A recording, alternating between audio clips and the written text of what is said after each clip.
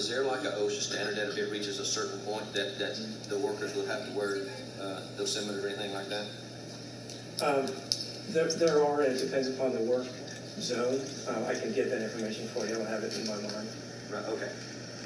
But there are criteria that are used. By the way, they're considerably higher than anything I've talked about here. Right. Thank you. I have a question. Yes, sir. Do you know what the radiation level would be on a shell road? On a shell road? No, but I would expect that it would be quite similar to this.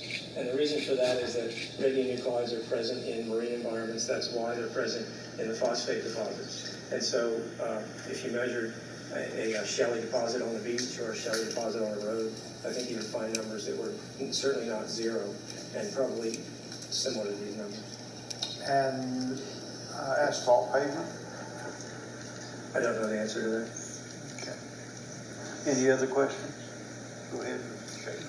I got a question about when you pick up your samples and your readings for radiation and stuff. Do you have a lab or something that y'all have that you do findings in there on this?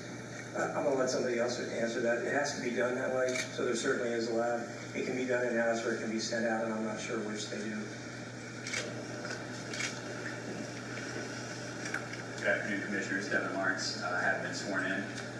Commissioner Mansfield, to speak to your point of air.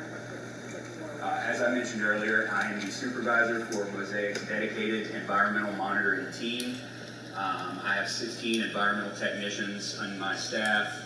We are responsible for all environmental monitoring for Florida's operations. To speak to your particulate monitoring question, we do operate data attenuation modules, which is essentially a trailer with very sensitive equipment in it, remotely powered by solar on the property lines of all of our active mining operations that do monitor particulate matter for EPA PM10 24 hours a day, 7 days a week. We compile that data in a database that we use to compile regulatory reports. Thank you. Did you get answer your question? Ms. Shaver, did you have a question about radiation? I was asking about labs. Do you have labs at your sites? Yes, ma'am. So at the minerals facilities, there are what we call metal labs that do sort of process analysis based on different issues with the physical mining stuff. When it comes to the water quality and the environmental sampling, Mosaic does have a NELAC, which is National Environmental Laboratory Accreditation Association certified lab. They go through a strenuous annual audit process, and we do run all of our samples through this lab. Okay, so there are some analysis that are very, very technical. Some of the heavier metals, the radiological stuff is highly technical. We do subcontract those out to third-party labs. There are some analysis that our in-house lab is not certified to do. We would sub those out.